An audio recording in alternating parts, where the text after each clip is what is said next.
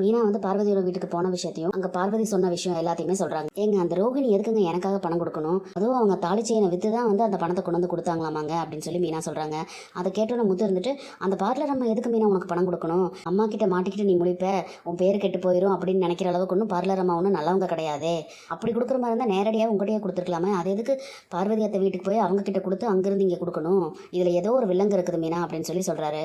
ஆமாங்க, எனக்கும் அதான் யோசனையாக இருக்குது, எனக்கு ஒன்றுமே பிடிப்பட மாட்டேங்குது அப்படின்னு சொல்லி மீனா சொல்கிறாங்க. இல்லை மீனா, இப்போ வந்து ஒருத்தர் பொருளை ஒருத்தங்க திருடிட்டாங்க அப்படின்னா நம்ம மாட்டிக்க போகிறோம் அப்படின்னு தெரிஞ்சதுமே தான் வந்து அதை கொண்டு போய் திருப்பி கொடுப்பாங்க, அப்படி தானே? அப்படின்னா அப்படித்தான் வந்து ஏதாவது ஒரு வேலையை வந்து இந்த பார்லர் அம்மா செஞ்சுருக்கணும் அப்படின்னு எனக்கு சந்தேகம் வருது அப்படின்னு சொல்லிட்டு கரெக்டாக வந்து சொல்கிறாரு. இது என்னன்னு சொல்லி நான் கூடிய சீக்கிரம் கண்டுபிடிக்கிறேன் மீனா விடு அப்படின்னு சொல்லி சொல்லிடுறாங்க. அதுக்கப்புறம் பார்த்தீங்கன்னா கொஞ்சம் நேரம் கழிச்சு மீனா வந்து கிச்சனில் வேலை பார்த்துக்கிட்டு இருக்காங்க. அப்போ வந்து ஸ்ருதி அங்கே வராங்க. வாங்க ஸ்ருதி, இட்லி ஊற்றிட்டு இருக்கேன், கொஞ்சம் நேரத்தில் ரெடி ஆயிரும், சாப்பிட்டு போங்க அப்படின்னு சொல்லி சொல்கிறாங்க. இல்லை மீனா, எனக்கு வந்து கொஞ்சம் ஆம்லெட் போட்டு கொடுக்குறீங்களா அப்படின்னு சொல்லி கேட்குறாங்க. என்னாச்சு திடீர்னு ஆம்லெட் கேட்குறீங்க அப்படின்னு சொல்லி கேட்கும்போது, இல்லை மீனா எனக்கு ஆம்லெட்டே போட்டு கொடுங்க, வெங்காயம் கருவேப்பிலை கொத்தமல்லி மஞ்சத்தூள் மிளகு இதெல்லாமே போட்டு எனக்கு ஆம்லெட் போட்டு கொடுக்குறீங்களா அப்படின்னு சொல்லி கேட்குறாங்க. என்ன ஸ்ருதி உங்களுக்கு சமையலெல்லாம் தெரியுமா அப்படின்னு சொல்லிட்டு மீனா கேட்குறாங்க. இல்லை இது ரவியோட ரெசிபி, நீங்கள் எனக்கு அது மட்டும் செஞ்சு கொடுங்க அப்படின்னு சொல்கிறாங்க. அதை கேட்டோன்னா மீனா வந்துட்டு, இட்லியே ஊற்றிடுவேன், சட்னி தான் ரெடி பண்ணிட்டு இருக்கேன், சாப்பிட்டே போகலாம்ல அப்படின்னு சொல்லி சொல்கிறாங்க. இல்லை வேண்டாம், ரவி வந்து நேற்று பேச்சு வாக்கில் பேசும்போது என்னை வந்து நான் பூசணிக்காய் மாதிரி இருக்கேன்னு சொல்லிட்டான் அப்படின்னு சொல்லும்போது மீனா வந்து சிரிச்சுக்கிட்டு, அப்படியெல்லாம் ஒன்றும் கிடையாது, நீங்கள் எல்லாம் கரெக்டாக தான் இருக்கீங்க அப்படின்னு சொல்லி சொல்கிறாங்க. இல்லை மீனா அப்படி சொல்லிட்டான், எனக்கும் கொஞ்சம் வெயிட் போட்ட மாதிரி தான் தோணுது, அதனால தான் ஆம்லெட் கேட்குறேன் அப்படின்னு சொல்லி சொல்கிறாங்க. சரி நீங்கள் எனக்கு ஆம்லெட்டே போட்டுட்டு கூப்பிடுங்க அப்படின்னு சொல்லிட்டு வெளியே போகிறக்காக போகிறாங்க. கரெக்டாக அப்போ பார்த்து ரோகிணி வந்து கிச்சனுக்குள்ளே வராங்க. கிச்சனுக்குள்ளே வந்த ரோகிணியை பார்த்த உடனே மீனா இருந்துட்டு, ரோகிணி என் மேலே இருக்க பழி போகணுங்கிறதுக்காக நீங்கள் தான் எனக்காக 2 லட்ச ரூபா பணம் கொடுத்தீங்களாமா, ரொம்ப தேங்க்ஸ் ரோகிணி அப்படின்னு சொல்லிட்டு மீனா சொல்கிறாங்க. மீனா அப்படி சொன்னதை கேட்டோன்னா ரோகிணிக்கு பயங்கர ஷாக் ஆயிடுது. உங்களுக்கு எப்படி இந்த உண்மை தெரிஞ்சுது அப்படின்னு சொல்லி வேற கேட்குறாங்க. எனக்கு பார்வதி ஆண்டி தான் எல்லா விஷயத்தையும் சொன்னாங்க அப்படின்னு சொல்லி சொல்கிறாங்க.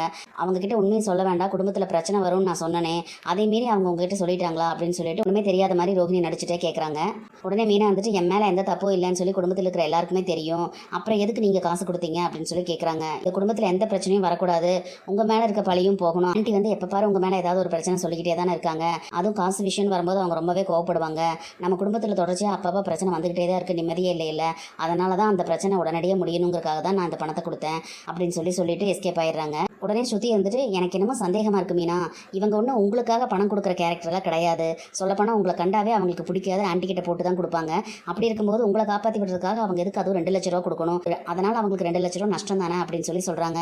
எனக்கும் அதுதான் சந்தேகமாக இருக்குது அப்படின்னு சொல்லிட்டு மீனா சொல்கிறாங்க. இதில் ஏதோ ஒரு விஷயம் இருக்குது மீனா, சம்திங் ஃபிஷி அப்படின்னு சொல்லிட்டு ஸ்ருதி சொல்கிறாங்க. அதை கேட்டோன்னா அப்படின்னா அப்படின்னு சொல்லும்போது, அதில் ஏதோ ஒரு மர்மம் இருக்குது மீனா, சரி நீங்கள் ஆம்லெட் போட்டுட்டு என்ன கூப்பிடுங்க, அதுக்குள்ளே நான் ரெடி ஆயிடுறேன் அப்படின்னு சொல்லிட்டு ஸ்ருதி வெளியே போயிடுறாங்க. அதுக்கப்புறம் பார்த்தீங்கன்னா பின்னாலே முத்து வந்து கிச்சனுக்குள்ளே வராரு.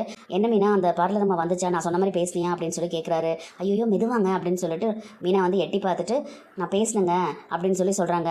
அந்த பார்லரோட ரியாக்ஷன் எப்படி இருந்தது அப்படின்னு சொல்லிட்டு முத்து கேட்குறாரு. அவங்க முகமே ரொம்ப மாறி போயிடுச்சுங்க, நான் வந்து தேங்க்ஸுங்க, நீங்கள் தான் எனக்கு காசு கொடுத்தீங்களாமா அப்படின்னு சொல்லி சொன்ன உடனே, இந்த விஷயம் உங்களுக்கு எப்படி தெரிஞ்சதுன்னு சொல்லி அப்படியே கேட்டுட்டு ஷாக் ஆகிட்டாங்க அப்படின்னு சொல்லி சொல்கிறாங்க. பாத்தியா நான் சொன்னேன்ல, அந்த பார்லர் அம்மா கிட்ட ஏதோ ஒரு வில்லத்தனம் இருக்குது மீனா அப்படின்னு சொல்லி சொல்கிறாங்க. இது எப்படியாவது கண்டுபிடிச்சாகணும் அப்படின்னு சொல்லி முத்து சொல்கிறாரு. சரி என்ன விஷயமாம்மா, என்ன எதுன்னு கேட்டையா நீ அப்படின்னு சொல்லி சொல்லும்போது மீனா வந்து, அது ஏதோ சம்திங் ஃபிஷி ஆமாங்க அப்படின்னு சொல்லும்போது, எது அப்படின்னா அப்படின்னு சொல்லி கேட்குறாரு. உடனே மீனா வந்துட்டு, அப்படின்னா அதில் ஏதோ ஒரு மர்மம் இருக்காமா அப்படின்னு சொல்லி நம்ம ஸ்ருதி தான் சொல்லுச்சு அப்படின்னு சொல்லி சொல்கிறாங்க. என்ன மீனா சொல்கிறேன், ஃபிஷ்ஷுன்னா மீன் தானே, அதில் எங்கே மர்மம் இருக்குது அப்படின்னு சொல்லி சொல்கிறாரு. அது என்னம்மா அவங்க இங்கிலீஷில் அப்படி தான் அர்த்தமாமா ஸ்ருதி சொல்லுச்சு அப்படின்னு சொல்லி மீனா சொல்கிறாங்க. உடனே முத்து இருந்துட்டு, இந்த வெள்ளக்காரன் நம்ம நாட்டை விட்டு போகும்போது இங்கிலீஷை தாறுமாற ஏதாவது சொல்லி கொடுத்துட்டு போயிட்டான், ஆளாளுக்கு என்னென்னமோ பேசிக்கிட்டு இருக்காங்க அப்படின்னு சொல்லி சொல்கிறாரு. எனக்கு அப்போவே எனக்கு சந்தேகம் மீனா, இந்த பார்லர் அம்மா மேலே எனக்கு ரொம்ப நாளாகவே இந்த பார்லர் அம்மா மேலே சந்தேகம் இருக்குது மீனா. அந்த மலேசியா மாமான்னு சொல்லி ஒரு ஆள் வந்தார், இவங்க அப்பா ஜெயிலில் இருக்கார் மலேசியாலன்னு சொன்னது, இப்போ இந்த விஷயம், இதெல்லாம் வந்து எனக்கு ஏதோ ஒரு தப்பு இருக்கிற மாதிரி தான் தோணுது. இந்த பார்லர் அம்மா மனோஜை தவிர வேறு யாருக்குமே நல்லது நினைக்காது, ஏன் அம்மாவுக்கு கூட அது 1 பைசா நீண்டாது, அப்படி இருக்கிறது வந்து உனக்கு 2 லட்ச ரூபாய் தூக்கி கொடுக்குது அப்படின்னு இதில் ஏதோ ஒரு விஷயம் இருக்குது மீனா, நான் கூடி சீக்கிரம் இது என்னன்னு சொல்லி கண்டுபிடிக்கிறேன் அப்படின்னு சொல்லிட்டு முத்து சொல்கிறாரு. அந்த நேரம் பார்த்து முத்துவுக்கு வந்து ஃபோன் வருது. அப்போ பார்த்தீங்கன்னா கனடாவிலேருந்து ஜீவா தான் பேசுகிறேன் அப்படின்னு சொல்லி சொல்கிறாங்க. அந்த ஜீவா யாருன்னா மனோஜோட பழைய லவர் தான். எப்படி இருக்கீங்க, நல்லா இருக்கீங்களா அப்படின்னு சொல்லி கேட்குறாங்க. முத்து, நான் வந்து இந்த வீக்கில் வந்து இந்தியா வந்துடுவேன் அப்படின்னு சொல்லி சொல்கிறாங்க. சரி ஓகே, நீங்கள் ஏர்போர்ட்டுக்கு வந்துட்டு எனக்கு ஃபோன் பண்ணுங்கள், நான் வந்து உங்களை கூட்டிகிட்டு போகிறேன் அப்படின்னு சொல்லி முத்து சொல்கிறாரு. சரின்னு சொல்லி அவங்க வேலை பார்க்க போயிடுறாங்க. மீனா வந்து பூ கொடுக்கறதுக்காக வெளியே போயிட்டு இருக்காங்க. அப்போ மீனாவை ஃபாலோ பண்ணிட்டு இருக்காருல ஒரு ஆள், அவர் வந்து ஒரு இடத்துல நின்று மீனாவே பார்த்துட்டு இருக்காரு. மீனாவும் அந்த ஆளை பார்த்துடுறாங்க. உடனே முத்து சொன்னது வந்து ஞாபகம் வருது. உடனே வண்டி நிறுத்திட்டு வண்டியிலேருந்து பெப்பர் ஸ்ப்ரே எடுத்துகிட்டு பக்கத்தில் போகிறாங்க. மீனா வந்து அப்படியே என்ன எடுக்கிறாங்கன்னு பார்த்த உடனே, ஐயோ அவங்க என்னமோ கையில் எடுத்துகிட்டு வர மாதிரி தெரியுது அப்படின்னு சொல்லிட்டு, ஐயோ அவங்க நம்மளை பார்த்து தான் வராங்க, ஏதாவது பிரச்சனையாக இருக்குள்ள நம்ம போயிடலாம் அப்படின்னு சொல்லிட்டு அந்த ஆளே வண்டி எடுத்துகிட்டு சீக்கிரமாக போயிடுறான். அதை பார்த்தோன்னே பயந்து போயிட்டான் பாரு அப்படின்னு சொல்லிட்டு மீனா வந்து வண்டி ஸ்டார்ட் பண்ணுறாங்க. அப்போ மீனா வண்டி ஸ்டார்ட் பண்ண போகும்போது அந்த ரோட்டில் வந்து ஒரு ஆட்டோவில் சீதா வந்துகிட்டு இருக்காங்க. மீனாவை பார்த்துடுறாங்க. உடனே ஆட்டோவில் நிறுத்திட்டு அக்கா அக்கா நில்லுக்கா அப்படின்னு சொல்லி கூப்பிட்டுட்டே வராங்க. என்ன சீதா இந்த பக்கம் அப்படின்னு சொல்லும்போது, இல்லைக்கா ஹாஸ்பிட்டலில் வேலையை முடிச்சுட்டு வீட்டுக்கு போயிட்டுருக்கேன் அப்படின்னு சொல்லி சொல்கிறாங்க. நீ என்னக்கா இந்த பக்கம் நடு ரோட்டில் நின்றுட்டுருக்க அப்படின்னு சொல்லிட்டு சீதா கேட்குறாங்க. இல்லை இந்த பக்கம் பூ கொடுக்கறதுக்காக வந்தேன், பூ கொடுத்து முடிச்சிட்டேன், இப்போ கொஞ்ச நாளாக என்ன ஒரு ஆள் ஃபாலோ பண்ணிட்டு இருக்கான் அப்படின்னு சொல்லி சொல்கிறாங்க. கேட்டோன்னே சீதா வந்து பயங்கரமாக சிரிக்கிறாங்க. என்னக்கா உன்னை போய் ஒரு ஆள் ஃபாலோ பண்ணுறானா அப்படின்னு சொல்லும்போது, என்னடி உனக்கு விளையாட்டா இருக்கா, சிரிப்பாக இருக்கா என்ன பார்த்தா அப்படின்னு சொல்லிட்டு மீனா கேட்குறாங்க. இல்லைக்கா நீ கல்யாணம் ஆனவன் தெரியாமே அந்த உன் பின்னால் ஃபாலோ பண்ணுறான்னு இருக்குது, கல்யாணம் ஆயிடுச்சு எனக்கு, நீ சொன்னேன்னா அவன் போயிட போகிறான் அப்படின்னு சொல்லி சொல்கிறாங்க. அதை கேட்ட உடனே அதுதான் எனக்கு தெரியல, நீ எல்லாம் இப்படி தான் இது பண்ணுறியோ, சரி உன்னே ஒரு ஆள் ஃபாலோ பண்ணிட்டு வந்தால் நீ என்ன பண்ணுவேன் அப்படின்னு சொல்லும்போது, இங்கே பாருங்கள் எனக்கு உங்கள் மேலே எல்லாம் எந்த அபிப்பிராயமும் இல்லை, இந்த மாதிரி என் பின்னால் சுற்றுற வேலை வச்சுக்காதீங்க அப்படின்னு சொல்லி கட் அண்ட் ரைட்டாக சொல்லிடுவேன் அப்படின்னு சொல்லும்போது, அப்படி தான் நானும் சொல்லணும், நானும் பேசியிருக்கணும் அப்படின்னு சொல்லிட்டு சொல்கிறாங்க. சரிவா இப்போ நீ வீட்டுக்கு தானே போகிறேன், நானும் உன்னை இறக்கி விட்டுட்டு போகிறேன் அப்படின்னு சொல்லி இருக்கா, நான் ஆட்டோ போய் கட் பண்ணிட்டு வந்துடுறேன் அப்படின்னு சொல்லிட்டு ஆட்டோவை கட் பண்ணிட்டு வந்துடுறாங்க. சீதாவை கூட்டிட்டு மீனா வந்து அவங்க வீட்டுக்கு கிளம்பிடுறாங்க. அங்கே பார்த்தீங்கன்னா மனோஜோட ஷோரூம் காட்டுறாங்க. அங்கே வந்து மனோஜ் ரோகிணி உட்காந்து பேசிக்கிட்டு இருக்காங்க. இன்னும் கொஞ்சம் நல்ல பிஸ்னஸ் நடக்கணும் ரோகிணி, அப்போ தான் நம்ம வந்து நல்ல ப்ராஃபிட் பார்க்க முடியும், அப்போ தான் நம்ம இன்னும் பெரிய ஆள் ஆக முடியும் அப்படின்னு சொல்லி பேசிக்கிட்டு இருக்காங்க. அந்த நேரத்தில் வந்து சாமி படம் கந்திஸ்டி இதெல்லாம் விற்கிற ஒரு ஆள் மாதிரி ஒருத்தர் வராரு. அவர் உள்ளே வந்தோன்னே அவர் கொண்டு வந்த ஸ்டாண்ட் மாதிரி இருக்கிறத நிறுத்தி வச்சுட்டு உள்ளே வந்து மனோஜ் கிட்ட பேசுறாரு.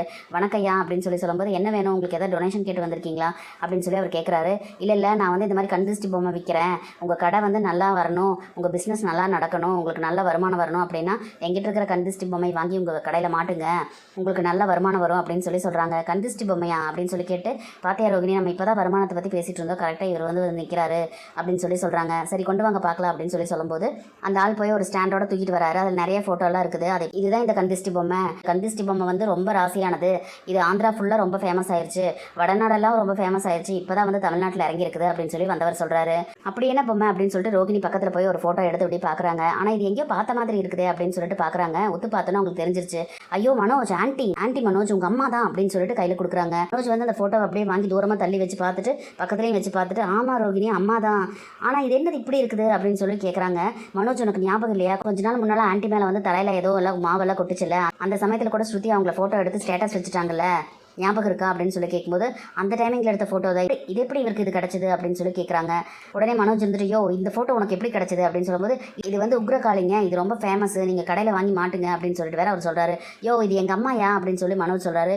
ஆமாங்க இது அம்மா தான், என்னை காப்பாற்றுறதே இந்த அம்மா தான், இந்த உக்ரகாளி தான் என் வாழ்க்கையும் காப்பாற்றுறா, அதனால தான் சொல்கிறேன் அப்படின்னு சொல்லும்போது, யோ புரிஞ்சுக்கோயா, இது உன்னோட அம்மா இல்லை, இது வந்து கந்திஸ்டி பொம்மை இல்லை, இது என்னோட அம்மாயா, அவங்க மேலே மாவு கொட்டின போது எடுத்த ஃபோட்டோ, இந்த ஃபோட்டோ உன் கைக்கு எப்படி கிடச்சிது சொல்லு, மரியாதையாக சொல்லு அப்படின்னு சொல்லி சொல்கிறாரு. ஐயோ சொன்னால் புரிஞ்சுக்கோங்க, இது வந்து நான் விஜயவாடாலேருந்து கொண்டு வந்திருக்கிறேன் அப்படின்னு சொல்லி சொல்கிறாங்க.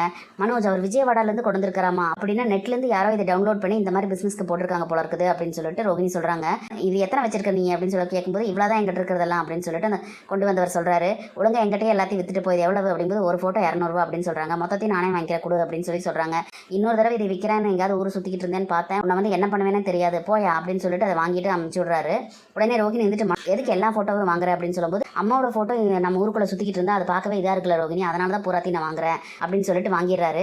வாங்கி கொஞ்ச நேரம் கழிச்சு அவங்க போனதுக்கப்புறமா பார்த்தீங்கன்னா, இது மட்டும் அம்மாவுக்கு தெரிஞ்சதுன்னா அம்மா என்ன பண்ணுவாங்கன்னே தெரியாது, என்ன ரோகிணி இது இப்படி ஆகிப்போச்சு அப்படின்னு சொல்லிட்டு இருக்காரு. சரி விடு மனோஜ், நீ அதை இதுன்னு நினச்சிட்டு இருக்காது, இது கொண்டு போய் ஒரு ஓரமாக வை அப்படின்னு சொல்லி ரோகிணி சொல்லிடுறாங்க.